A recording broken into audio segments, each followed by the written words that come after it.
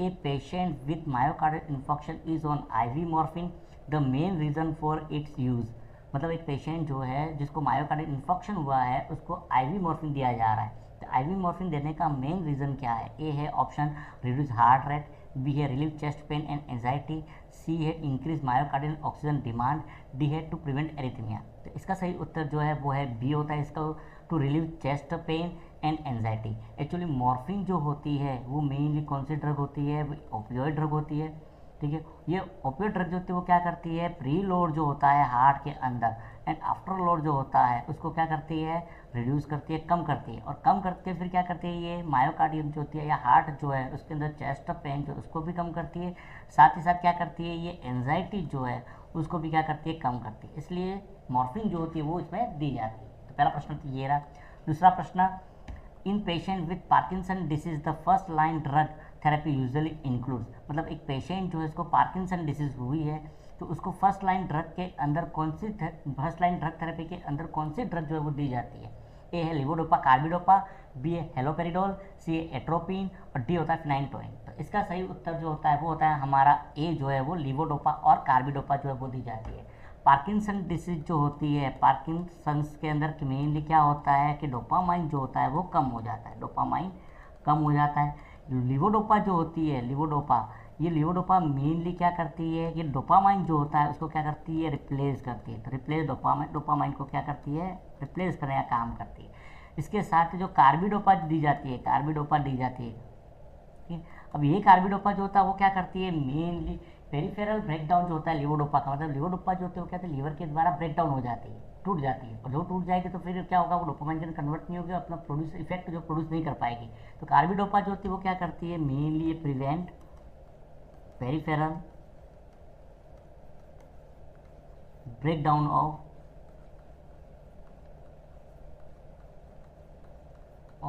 Levodopa. मतलब levodopa जो होता है उसका पेरिफेरल ब्रेकडाउन जो होता है उसको क्या करती है? प्रिवेंट करने का काम करती है, उसको टूटने से बचाती है। इसलिए मेनली पार्किंसन डिसीज के अंदर फर्स्ट लाइन में लिवोडोपा कार्बिडोपा जो है वो काम में ली जाती है। मैं ज़्यादा डिटेल में नहीं बताऊंगा आपको, शॉर्ट आंसर जो है वही बताऊंगा ना, डिटेल में हम टॉपिक का अलग से पढ़ेंगे, उस समय बात करेंगे। जस्ट आप ये आंसर क्वेश्चन आंसर कर रहे हैं। Question number 3, during suctioning via tracheostomy the maximum recommended suction time is. मतलब ट्रेकोस्टोमी कोई पेशेंट है, ठीक है, उसको सक्शनिंग की जा रही है तो सक्शनिंग के दौरान मैक्सिमम सक्शन टाइम जो होता है वो कितना रिकमेंडेड किया गया है? ए है 5 सेकंड का, बी है 10 से 15 सेकंड का, सी है 20 से 30 सेकंड का, डी है 1 मिनट का। तो इसका सही उत्तर जो होता है हमारा सही आंसर जो है वो बी है, 10 से 15 सेकंड जो है उतना दिया जाता है। क्यों दिया जाता है? यदि इससे ज़्यादा लंबे समय तक किया जाता है, प्रोलॉन्ग सक्शन यदि किया जाता है तो प्रोलॉन्ग सक्शन के कारण से क्या होगा? ऑक्सीजन जो है वो भी क्या होगी? एयर जो है वो भी सक हो जाएगी और ऑक्सीजन सक हो जाएगी, उसके कारण से क्या हो सकता है? रिड्यूस ऑक्सीजन कमी हो सकती है। ऑक्सीजन कमी के कारण से क्या हो सकता है? हाइपोक्सिया हो सकता है। ठीक है, तो लंबे समय तक यदि प्रोलॉन्ग सक्शन की जाती है तो उसके कारण से उसको हाइपोक्सिया हो सकता है। साथ ही साथ म्यूकस मेम्ब्रेन जो होती है, म्यूकस मेम्ब्रेन या म्यूकोसल डैमेज ट्रोमा हो सकता है। ये लिख दो सिंपल शब्दों में, म्यूकोसल ट्रोमा जो होती है मतलब म्यूकस मेम्ब्रेन जो होती है रेस्पिरेटरी ट्रैक्ट के अंदर वो डैमेज हो सकती है, इसलिए 10 से 15 सेकंड तक ही दिया जाता है, उससे ज़्यादा नहीं दिया जाता। तीसरा क्वेश्चन ये रहा, क्वेश्चन नंबर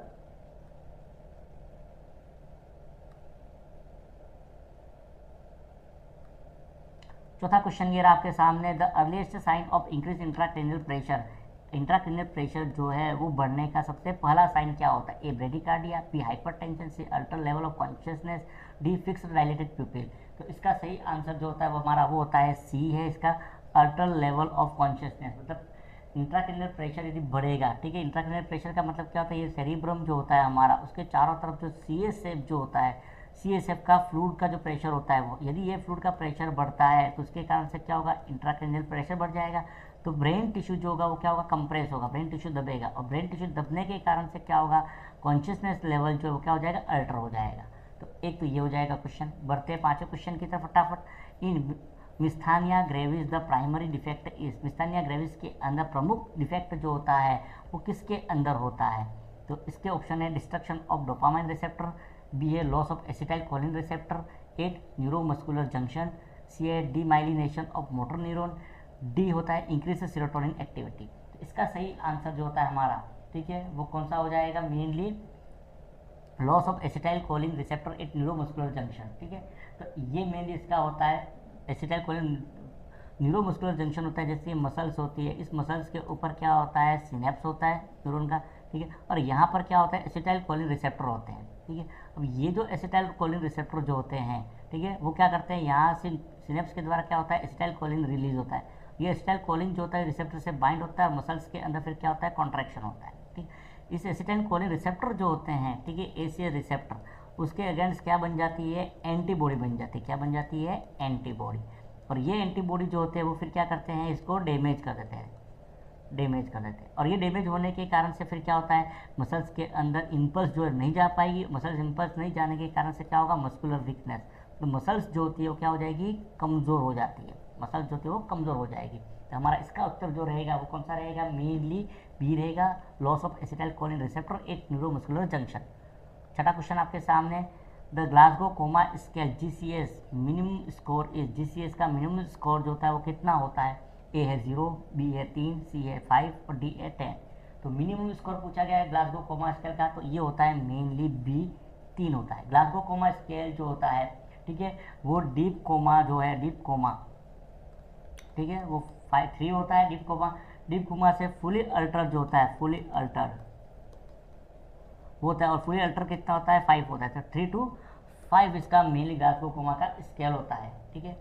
अगला क्वेश्चन आपके सामने स्क्रीन के ये रहा, question number 7, A nurse is carrying a patient with chronic kidney disease, what is the highest risk of patient with the chronic kidney disease. मतलब एक नर्स जो है वो एक पेशेंट है जिसको क्रॉनिक किडनी डिसीज हुआ है, CKD जिसको शॉर्ट में कहा जाता है, ठीक है, वो हुआ है। तो सबसे ज़्यादा रिस्क इस पेशेंट के साथ क्या हो सकती है, ए हाइपरकैल्सीमिया, बी हाइपरकैलेमिया, सी हाइपोफॉस्फेटेमिया, डी मेटाबॉलिक एल्केलोसिस। तो इसका सही आंसर जो है वो हमारा क्या हो जाएगा, हाइपरकैलेमिया, बी इसका सही आंसर हो जाएगा। एक्चुअली CKD जब होता है तो CKD के कारण से क्या होती है, नेफ्रॉन जो होते हैं वो क्या हो जाते हैं, डैमेज हो जाते हैं। और जब नेफ्रॉन डैमेज हो जाएंगे, ठीक है, तो नेफ्रॉन डैमेज होने के कारण से क्या होगा, पोटेशियम जो होता है उसका एक्सक्रीशन जो होता है, जो नेफ्रॉन जो है उसके डिस्टल कन्वर्टेड ट्यूब्यूल से ही पोटेशियम का क्या होता है, एक्सक्रीशन होता है, पोटेशियम यूरिन के द्वारा बाहर निकलते हैं। पोटेशियम का एक्सक्रीशन क्या हो जाएगा, रिड्यूस हो जाएगा, डिक्रीज हो जाएगा। और डिक्रीज होने के कारण से ब्लड के अंदर पोटेशियम क्या होगा, इंक्रीज होगा, ब्लड में पोटेशियम बढ़ जाएगा, और उसी को हम कहते हैं हाइपरकैलेमिया कहते हैं, ठीक है। तो ये कंडीशन होगी। Question number 8, A patient with post TURP transurethral resection of prostate is on continuous bladder irrigation, bright red urine with clot indicate. मतलब एक पेशेंट है, इसको पोस्ट TURP मतलब ट्रांसयूरेथ्रल रिसेक्शन ऑफ प्रोस्टेट हुआ है। अब ये पेशेंट जो है वो लगातार ब्लैडर इरिगेशन के ऊपर चल रहा है। ब्लैडर इरिगेशन में क्या होता है कि फ्लूइड यूरिनरी ब्लैडर के अंदर डाला जाता है, ठीक है, और उसके बाद उस फ्लूइड को बाहर निकाला जाता है। मतलब ब्लैडर जो उसका क्या किया जाता है, वॉशिंग की जाती है। तो यूरिन जो आ रहा है वो किस कलर का आ रहा है, ब्राइट रेड यूरिन आ रहा है, और उसके साथ क्या आ रहा है, क्लोट आ रहा है, मतलब लाल कलर का यूरिन है, साथ में क्लोट है। तो ये पेशेंट जो है, ठीक है, इसमें क्या चीज़ इंक्लूड है, ये नॉर्मल फाइंडिंग है, बी इन्फेक्शन है, सी हेमरेज है, या डी रिकवरी फेज है। तो इसका सही उत्तर जो होगा वो हेमरेज हो जाएगा, ठीक है। ब्राइट रेड कलर यूरिन यदि आ रहा है, साथ में क्लोट आ रहा है, इसका मतलब ये किसको इंडिकेट करता है, एक्टिव ब्लीडिंग को, एक्टिव ब्लीडिंग को इंडिकेट करता है। इमीडिएटली डॉक्टर को क्या करना है, इन्फॉर्म करना है। क्वेश्चन नंबर अगला 9, a patient post gastrectomy develop dizziness, sweating and palpitation after meal, this is known as. मतलब एक पेशेंट इसको पोस्ट गैस्ट्रेक्टोमी सर्जरी हुई है, जिसमें क्या करते हैं, स्टोमक जो होता है मेल उसको क्या करते हैं, रिमूव कर दिया जाता है, ठीक है, और उसके बाद डुडेनम को एनास्टोमिस कर दिया जाता है, डुडेनम के साथ या इसोफेगस को, ठीक है। अब इस पेशेंट को क्या हो रहा है, डिजीनेस हो रहा है, स्वेटिंग हो रही है, और पाल्पिटेशन, हार्ट बीट बहुत ज़्यादा बढ़ रही है, किस कब, खाना खाने के बाद। तो ये किसको, इस चीज़ ये कंडीशन जो है वो क्या कहलाती है, तो इस कंडीशन को क्या कहते हैं, ए है डंपिंग सिंड्रोम, बी है बोवल ऑब्स्ट्रक्शन, सी है पैरालिटिक इलियस, डी है हेथल हर्निया। तो इसको कहा जाता है डंपिंग सिंड्रोम कहा जाता है, ठीक है, याद है डंपिंग सिंड्रोम। डंपिंग सिंड्रोम में एक्चुअली क्या होता है, क्या है, रैपिड गैस्ट्रिक एम्पिटिंग होती है, क्योंकि मेन स्टोमक जो इसको क्या कर दिया, काट दिया, और काटने के बाद स्टोमक जो होता है उसको क्या किया है कि डुडेनम जो होती है उसके साथ क्या कर दिया, जोड़ दिया गया, स्टोमक को एनास्टोमोसिस कर दिया।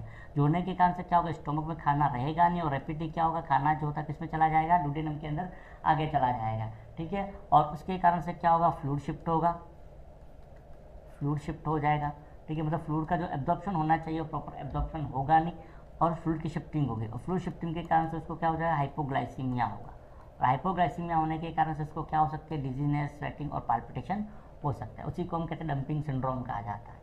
अगला क्वेश्चन ये रहा आपके सामने, question number 10, the nurse caring for a patient with hepatic encephalopathy should restrict, मतलब एक नर्स जो है पेशेंट की केयरिंग कर रही है जिसको हिपेटिक एनसेफेलोपैथी हुआ है, तो उसको क्या रेस्ट्रिक्ट करना है? ए कार्बोहाइड्रेट, बी प्रोटीन, सी फैट, डी विटामिन। तो इसका सही आंसर जो होगा वो हमारा वो हो जाएगा बी प्रोटीन। प्रोटीन जो होता है वो हिपेटिक एनसेफेलोपैथी के अंदर रेस्ट्रिक्ट किया जाता है, क्योंकि प्रोटीन जो होता है, ठीक है, उसके कारण से क्या होता है, प्रोटीन की जब मेटाबॉलिज्म होती है, प्रोटीन का जब मेटाबॉलिज्म ब्रेकडाउन होगा तो उसके कारण से क्या बनती है? अमोनिया, अमोनिया बनती है, ठीक है। और यदि प्रोटीन एक्सेस लेगा, एक्सेस प्रोटीन यदि लेता है, ठीक है, प्रोटीन एक्सेस लेगा तो उसके कारण से क्या बनेगी? एक्सेस अमोनिया बनेगी, और एक्सेस अमोनिया बनेगी तो उसके कारण से क्या हो सकती है? एनसेफेलोपैथी जो है वो और ज़्यादा क्या हो जाएगी? वर्जन हो जाएगी, मतलब और ज़्यादा गंभीर हो जाएगी। एनसेफेलोपैथी जो है वो और ज़्यादा गंभीर हो जाएगी, और उसके कारण से प्रोटीन जो होता है उसको क्या किया जाएगा? डाइट के अंदर रिड्यूस किया जाएगा, रेस्ट्रिक्ट किया जाएगा।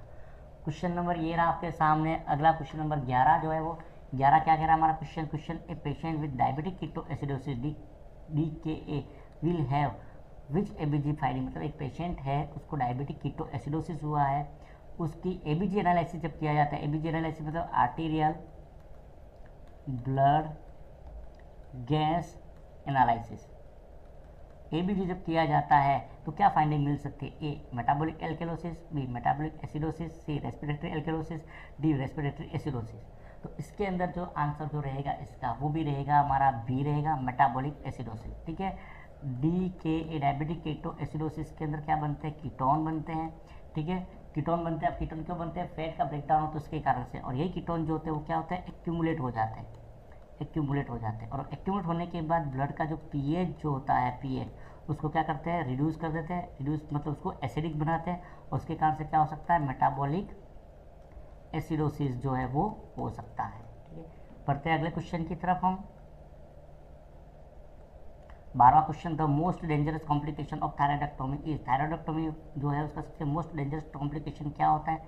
ए hoarseness of voice, B hypocalcaemia with tetany, C weight gain, D hypothyroidism. तो थायराइडेक्टोमी का जो मोस्ट कॉम्प्लिकेशन जो हो सकता है मेनली वो क्या हो सकता है? बी हाइपोकैल्सीमिया विद टिटेनी, ठीक है। थायराइडेक्टोमी जब की जाती है तो उसके कारण से क्या हो सकता है? Remove, accidentally remove parathyroid gland, parathyroid gland remove हो सकती है। तो पैराथायरॉयड ग्लैंड रिमूव होगी तो पैराथायरॉयड क्या करती है? पीटीएच हार्मोन जो होता है, PTH hormone, parathyroid hormone produce करता है, वो कम हो जाएगा। जिससे पीटीएच कम हुआ, ब्लड के अंदर कैल्शियम लेवल जो होता है वो क्या होगा? रिड्यूस होगा, और कैल्शियम लेवल रिड्यूस होने के कारण से हाइपोकैल्सीमिया होगा, हाइपोकैल्सीमिया होगा, और हाइपोकैल्सीमिया के कारण से क्या होगी? इसको टिटेनी होगी, टिटेनी हो जाएगी, ठीक है। तो इसका आंसर जो है हमारा बी हो जाएगा। क्वेश्चन नंबर 13 है, a patient with pheochromocytoma present with, एक पेशेंट है उसको फियोक्रोमोसाइटोमा हुआ है तो उसमें क्या कंडीशन हो सकती है? ए है हाइपोटेंशन, ब्रेडिकार्डिया, पेलोर, बी है diarrhoea, weight loss, heat tolerance, C है fatigue, weight gain, cold intolerance, D hypertension, headache, sweating, palpitation. तो फियोक्रोमोसाइटोमा जो होता है, फियोक्रोमोसाइटोमा एक्चुअली होता क्या है? एक प्रकार का क्या है? ये ट्यूमर है। ट्यूमर किसका ट्यूमर होता है? एड्रिनल ग्लैंड का ट्यूमर है, एड्रिनल ग्लैंड का ट्यूमर होता है। और इसके अंदर मेनली क्या होता है कि कैटाकोलामाइन जो होते हैं, कैटाकोलामाइन मतलब नॉर एड्रिनल, एड्रिनलिन जो होते हैं, कैटाकोलामाइन, कैटाकोलामाइन जो होते हैं, ठीक है, वो क्या हो जाते हैं? इंक्रीज हो जाते हैं, कैटाकोलामाइन इंक्रीज हो जाते हैं। और कैटाकोलामाइन जो होते हैं नॉर एड्रिनलिन और एड्रिनलिन हार्मोन जो होता है नॉरएपिनेफ्रिन, उसको बढ़ने के कारण से क्या हो सकता है? हार्ट रेट जो होती है वो क्या हो जाएगी? इंक्रीज हो जाएगी, बहुत ज़्यादा बढ़ जाएगी। हार्ट रेट बढ़ने के कारण से क्या होगा? कार्डिक आउटपुट जो होता है वो बढ़ेगा, आईसीपी जो होता है वो भी बढ़ेगी, ठीक है। साथ ही साथ क्या होगा? एक्सेसिव स्वेटिंग जो है वो भी ज़्यादा होगा, मतलब हाइपरटेंशन हो जाएगा, हार्ट रेट बढ़ी, कार्डिक आउटपुट बढ़ा, इंट्राक्रैनियल प्रेशर बढ़ा, हार्ट रेट कार्डिक आउटपुट बढ़ने के कारण से क्या होगा? उसको हाइपरटेंशन, इन दोनों कारण से क्या हो सकता है? उसको हाइपरटेंशन हो सकता है। तो हाइपरटेंशन होगा, इंट्राक्रैनियल प्रेशर बढ़ेगा, हेडेक होगा, बहुत ज़्यादा स्वेटिंग होगी, और हार्ट रेट बढ़ने के कारण से पाल्पिटेशन होगा, मतलब ऑप्शन इसका डी जो है वो हो जाएगा। क्वेश्चन चौथा, the 14, the definitive diagnostic test for osteoporosis, osteoporosis के लिए डेफिनेटिव डायग्नोस्टिक टेस्ट कौन सा होता है? किससे जांच की जाती है? ए है एक्सरे, बी है सीरम कैल्शियम लेवल, सी है डेक्सा स्कैन और डी है एमआरआई। डेक्सा मतलब बोन डेंसियोमेट्री। तो इसका सही आंसर जो है वो सी हो जाएगा, ओस्टियोपोरोसिस। ओस्टियोपोरोसिस के अंदर क्या होता है, मेनली बोन मास जो होता है वो क्या होता है, रिड्यूस हो जाता है। और बोन मास रिड्यूस होने के कारण से बोन कैसे हो जाती है, फ्रेजाइल हो जाती है। फ्रेजाइल मतलब पोरस हो जाती है, पोरस हो जाती है। तो इसका पता लगाने के लिए डेक्सा स्कैन मतलब बोन डेंसिटोमेट्री जो है वो की जाती है कि डेंसिटी कम तो नहीं हो गई है वो। Question number 15, in gout arthritis the primary abnormality is. Gout arthritis के अंदर प्रमुख असामान्यता क्या मिलती है, A increase calcium level, B increase uric acid, C increase phosphorus, D increase potassium. तो इसका सही आंसर जो है वो होता है हमारा increase uric acid. Uric acid जो है वो इंक्रीज हो जाता है और इंक्रीज होने के कारण से क्या होता है, deposit in synovial membrane. Synovial membrane जो होती है इसके अंदर डिपॉजिट होता है और साइनोवियल मेम्ब्रेन डिपॉजिट होने के कारण से क्या हो जाता है, मेनली जॉइंट इन्फ्लामेशन। जॉइंट में इन्फ्लामेशन हो जाता है और जॉइंट में इन्फ्लामेशन उसको हम कहते हैं गाउट आर्थराइटिस। उसको क्या कहते हैं, गाउट आर्थराइटिस कहा जाता है। ठीक है, तो ये आंसर हो जाएगा। Question number 16, the hallmark sign of compartment syndrome is. ठीक है, कंपार्टमेंट सिंड्रोम का हॉलमार्क साइन मतलब प्रमुख लक्षण जो होता है वो क्या होता है, ए है फीवर, बी है unrelieved pain despite analgesic, C है एडिमा अराउंड फ्रैक्चर और डी है rams over the side.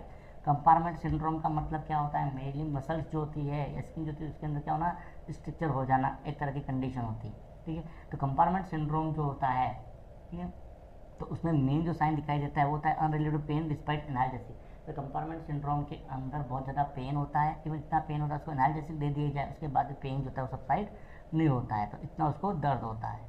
Question number 17 है, A nursing officer is preparing a patient for a bronchoscopy, which of the following is the most important pre procedure action. मतलब एक nursing officer जो है वो patient को bronchoscopy के लिए तैयार कर रहा है, निम्न में से सबसे प्रमुख प्री प्रोसीजर एक्शन जो है वो क्या हो सकता है, A encourage the patient to drink water before rest, B मतलब पहला क्या रहेगा कि पेशेंट जो है उसको पानी पीने के लिए, टेस्ट से पहले पानी पीने के लिए एनकरेज प्रोत्साहित करेंगे, B check for the presence of a signed consent, signed consent जो है वो चेक करेंगे, C administer a regular diet 2 hour before procedure, procedure के पहले 2 घंटे पहले उसको रेगुलर डाइट देंगे, D instruct the patient to perform deep breathing exercise.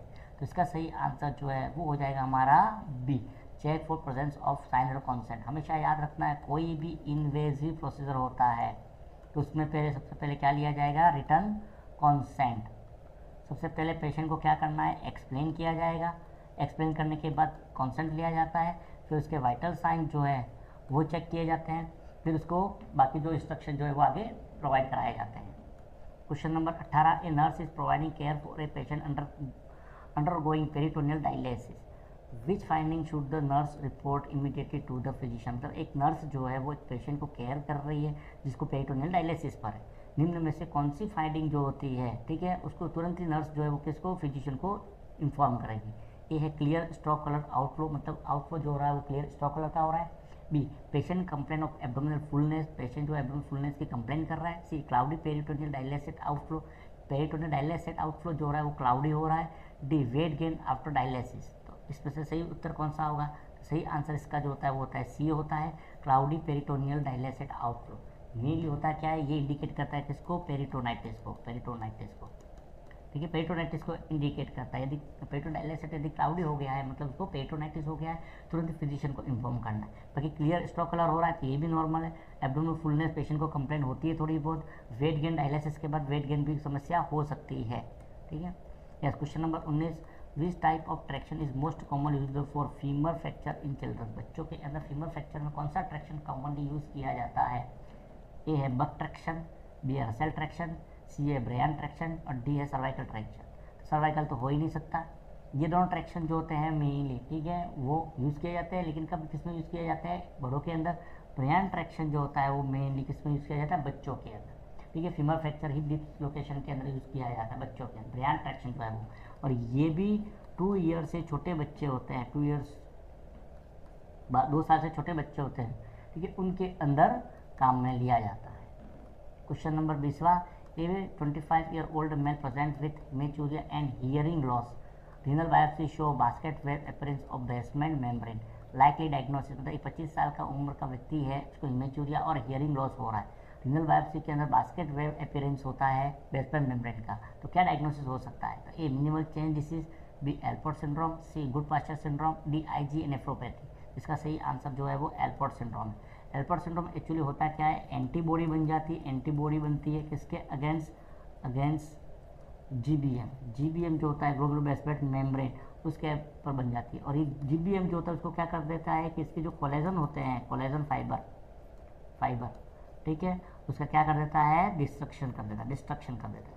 और उसके डिस्ट्रक्शन के कारण से ग्लोबल बेसमेंट मेम्ब्रेन जो होती है वो कैसी हो जाती है, थिक एंड थिन हो जाती है। मतलब कहीं पर तो मोटी, कहीं मोटी पतली इस तरह की हो जाती है। और ये होने के कारण से वो कैसी दिखाई देती है, बास्केट वेव अपीयरेंस दिखाई देता है। साथ ही उसको क्या होता है, हियरिंग लॉस भी होता है। तो एक तो ये हो जाएगा। Question number 21, which of the following is microcytic hypochromic anaemia. ये निम्न में से कौन सा माइक्रोसाइटिक हाइपोक्रोमिक एनीमिया है? ए है option iron deficiency anemia, B है vitamin B12 deficiency anemia, C है aplastic anemia, D auto immune hemolytic anemia. तो माइक्रोसाइटिक का मतलब क्या होता है, माइक्रोसाइटिक मतलब स्मॉल साइज ऑफ आरबीसी का स्मॉल साइज होना। और हाइपोक्रोमिक का मतलब होता है रेडनेस जो होती है वो, और वो इंडिकेट करता है हीमोग्लोबिन से, एचबी से। तो हाइपो मतलब कम, तो एचबी जो है वो लो है, तो साइज भी छोटी और हीमोग्लोबिन भी लो। और ये दिखाई देता है आयरन डेफिशिएंसी एनीमिया के अंदर। विटामिन B12 के अंदर जो दिखाई देता है वो कैसा दिखाई देता है, मैक्रोसाइटिक ठीक है। मैक्रोसाइटिक हाइपोक्रोमिक या नॉर्मोक्रोमिक हो सकता है। ए प्लास्टिक एनीमिया के अंदर मेनली दिखाई जाता है, वो दिखाई देता है नॉर्मोसाइटिक, क्योंकि साइज और एचबी जो नॉर्मल रहता है, मेन कम क्या होता है, नंबर ऑफ आरबीसी कम होते हैं। Mainly RBC, number of RBC की संख्या जो होती है वो कम होती है। आरबीसी जो इसकी साइज या उसके अंदर हीमोग्लोबिन कम नहीं होता। ऑटो इम्यूलाइटिक एनीमिया जो हो रहा है तो उसमें भी क्या रहेगा, नॉर्मोक्रोमिक रहेंगे, सेम एज एप्लास्टिक तरह। नंबर जो है ऑफ आरबीसी जो है वही क्या होंगे, इसमें कम होंगे। आंसर जो है वो है iron deficiency anemia. Question 22, which cell is consider the first responder in acute inflammation. मतलब दिन में से कौन सी सेल जो होती है वो एक्यूट इन्फ्लामेशन में फर्स्ट रिस्पॉन्डर होती है, मतलब सबसे पहले रिस्पॉन्स करती है? ए है मैक्रोफेजेस, बी है न्यूट्रोफिल, सी है लिम्फोसाइट, डी है इओसिनोफिल। इसका सही आंसर जो होता है वो होता है न्यूट्रोफिल होती है। न्यूट्रोफिल जो होती है वो विदिन 24 आवर इन्फ्लामेशन के अंदर, ठीक है, वो क्या करती है, रिस्पॉन्ड करती है। सबसे पहले रिस्पॉन्ड करने वाली है न्यूट्रोफिल जो होती है वो। Question number 23, a nurse should instruct a patient using N incentive spirometer. ठीक है, एक नर्स जो होती है वो एक पेशेंट जो कि इंसेंटिव स्पायरोमीटर का उपयोग कर रहा है उसको इंस्ट्रक्शन दे रही है, मतलब उसको बता रही है। तो नर्स क्या बताएगी उसको? ए एक्सहेल फोर्सफुली इनटू डिवाइस, मतलब जोर से एक्सहेल करना, सांस छोड़नी है डिवाइस के अंदर। B inhale deeply and slowly, धीरे से सांस लेनी है और धीरे धीरे सांस लेनी, गहरी और धीरे सांस लेनी। Hold air breath for 10 second before exhalation, 10 second तक सांस को रोक के रखना है। Use the device only once a day, दिन में एक ही बार उपयोग में लाना है। तो इसका सही आंसर जो रहेगा हमारा वो भी क्या रहेगा, बी रहेगा इसका, इनहेल डीपली एंड स्लोली। ठीक है, एक्सहेल फोर्सफुली डिवाइस जो होता है वो इनहेल करने के बाद होता है, ये नहीं है हमारा। Hold their breath for 10 second के लिए होल्ड करने का बनी होता है, दिन में एक बार नहीं कई बार यूज़ कर सकते हैं। Question number 24, which of the following is the most common early sign of hypovolemic shock. मतलब निम्न में से हाइपोवोलेमिक शॉक का कॉमनली अर्ली साइन क्या होता है? तो ए है टेकिकार्डिया, बी है हाइपरटेंशन, सी है ब्रेडिकार्डिया, डी है साइनोसिस। इसका सही आंसर हमारा जो रहेगा वो रहेगा टेकिकार्डिया रहेगा। ठीक है, हाइपोवोलेमिया होगा, हाइपोवोलेमिक शॉक, तो उसमें क्या हो जाएगा, ब्लड प्रेशर जो होती है वो क्या होगा, डिक्रीज़ हो जाएगा, और कार्डिक आउटपुट जो होता है वो भी क्या होगा, डिक्रीज़ होगा। तो कंपनसेटरी मैकेनिज्म जो है, कंपनसेटरी मैकेनिज्म चालू हो जाएगी। ठीक है, कंपनसेटरी मैकेनिज्म जिसमें क्या होगा, मेडुला जो होता है, मेडुला हमारा मेडुला के अंदर कार्डियोवास्कुलर सेंटर जो होता है, कार्डियोवास्कुलर सेंटर, ठीक है, वो क्या करेगा, स्टिमुलेट करेगा किसको, हार्ट को स्टिमुलेट करेगा। और हार्ट रेट जो होती है, हार्ट रेट वो क्या हो जाएगी हमारी, इंक्रीज, बढ़ जाएगी, और उसके कारण से होगा उसको टेकिकार्डिया होगा। ठीक है, आज का आखिरी क्वेश्चन आपके सामने ये रहा, the antidote for heparin overdoses. Heparin overdose का एंटीडोट कौन सा है? A vitamin K, B protamine sulphate, C naloxone, D atropine. तो हिपेरिन का ओवरडोज का एंटीडोट जो होता है वो प्रोटामिन सल्फेट होता है, याद रखना प्रोटामिन हिपेरिन का है। जो विटामिन के जो होता है वो किसका होता है, वारफेरिन का होता है एंटीडोट। नैलोक्सोन जो किसका एंटीडोट होता है, ओपियोइड का। ओपियोइड जो होते हैं उसका एंटीडोट होता है, जबकि एट्रोपिन जो होता है वो ऑर्गेनो फॉस्फोरस पॉइजनिंग। तो ये थे आपके कुछ मल्टीपल चॉइस क्वेश्चन जो थे 25 लेके आया था थोड़े से। यदि आप सब्सक्राइब करते हो, लाइक करते हो, इसको शेयर करते हो, सब्सक्राइब करते हो, तो मैं और भी इस तरह के क्वेश्चन जो है वो लेके आऊँगा। और साथ ही साथ लाइव क्लास जो है उसमें हम पोल के साथ क्वेश्चन जो है मल्टीपल चॉइस क्वेश्चन उसको सॉल्व करवाएंगे। ठीक है, टाइम फिक्स कर देंगे, उस टाइम पे हम लाइव लेके आएंगे और आपके सॉल्व करवाएंगे। ठीक है, तो इस तरह का वीडियो देखने के लिए लाइक शेयर और सब्सक्राइब कर दीजिए। सब्सक्राइब करना ना भूलें, ताकि सब्सक्राइबर ज़्यादा मिलेंगे और लाइव देखेंगे तो फिर मैं लाइव आऊँगा और ज़्यादा क्वेश्चन जो है उसके बनाऊँगा। मिलते हैं अगली वीडियो के अंदर। Okay, thank you very much.